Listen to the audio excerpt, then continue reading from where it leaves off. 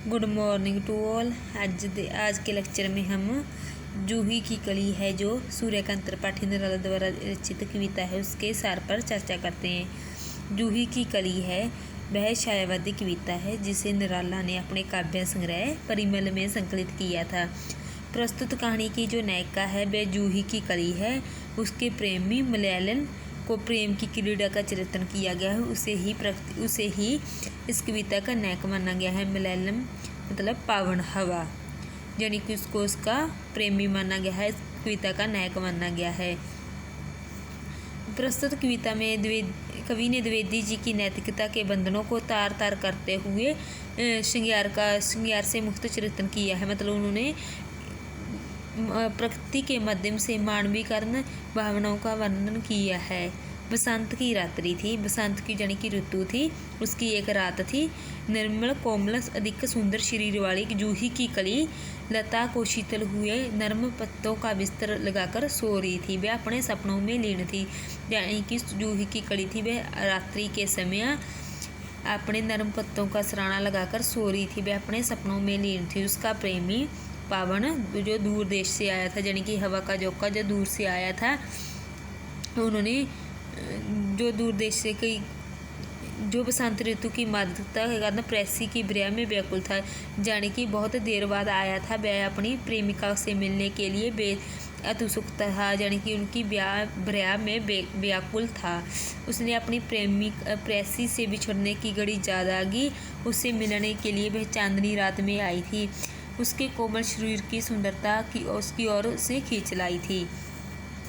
उसके प्रेमी ने जहां आकर देखा, जब वह अपनी प्रेमिका के पास आया तो वह गहरी नींद में सो रही थी। पहले तो उन्होंने उसको उठाने की कोशिश की, लेकिन वह उसकी निद्रा भंग नहीं हुई। उसने धीरे धीरे उसको उठाना, लेकिन फिर भी उन्होंने अपनी आंखें नहीं खोली। वह उसका प्रेमी सोचने लगा कि वह जानबूझकर नाटक तो नहीं कर रही है या सचमुच सो गई है। उसे क्रोध आ जाता है। वह पूरी तरह उसे जोड़ देता है, पूरी तरह उसके शरीर को हिला देता है, जिससे जूही की कली की निद्रा भंग हो जाती है। वह सामने अपने प्रेमी को देखकर प्रसन्नता से उठ खड़ी होती है और अपने प्रेमी के साथ प्रेम के प्रसंग यानी कि प्रेम की क्रीड़ाएं करने में लीन हो जाती है। प्रस्तुत कविता में सूर्यकांत त्रिपाठी निराला ने प्रकृति के माध्यम से मानवीय भावनाओं का सुंदर वर्णन किया है। इसमें जूही की कली को नायिका, पावन को नायक के रूप में उसका ही प्रतीक माना है, यानी कि नायक और नायिका के रूप में उन्होंने प्रेम का वर्णन किया है सूर्यकांत त्रिपाठी निराला ने।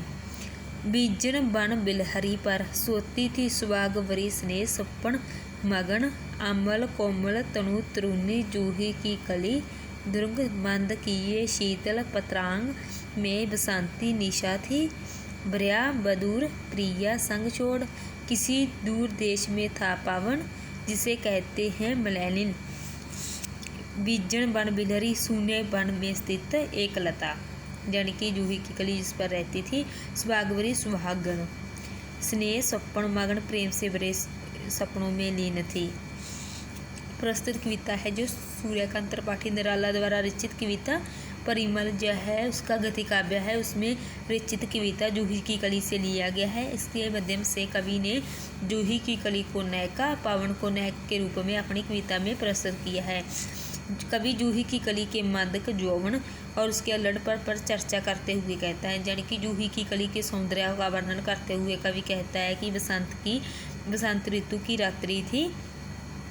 बसंत ऋतु की रात्रि फूलों की सुगंध से भरी होती है। प्रेमी जनों के हृदय को प्रेमचित मादकता उत्पन्न करने में सहायक होते हैं, यानी कि जो बसंत ऋतु के रात्रि के फूल होते हैं वह खिलते हैं, बहुत सुंदर लगते हैं। वे सभी प्रेमियों के मन में उत्साह उत्पन्न करते हैं। प्रियतम का प्रेम प्राप्त करने के लिए कोमल स्वस्थ शरीर नवजौवना शून्य वन में उत्पन्न जूही की कली दिन भर पर शर्म करने के बाद अपने आंखें बंद करके गहरी निद्रा में सो रही थी। वह अपने गहरी निद्रा में सोकर सपन देख रही थी, क्योंकि उनका जो प्रेमी था वह बाहर दूसरे देश से आया था जूही की कली से मिलने के लिए, क्योंकि वह उसके प्रेम में व्याकुल था। कवि प्रकृति ने आवरण उद्दीपन रूप में चित्रण किया है, यानी कि प्रकृति का वर्णन कवि ने अंदरी और बाहरी दोनों रूपों में किया है। छायावादी कविता की यह प्रमुख विशेषता है कि वह प्रकृति का वर्णन अधिक सुंदरता से करते हैं।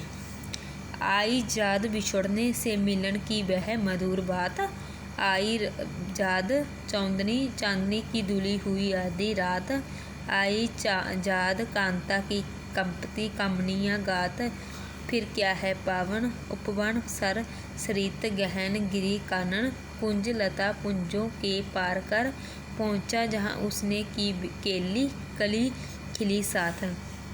कवि कहते हैं कि दूर देश में गए जूही की कली के प्रेमी पावन बसंत ऋतु की चांदनी रात में अपनी प्रेमिका से मिलने के लिए आते हैं।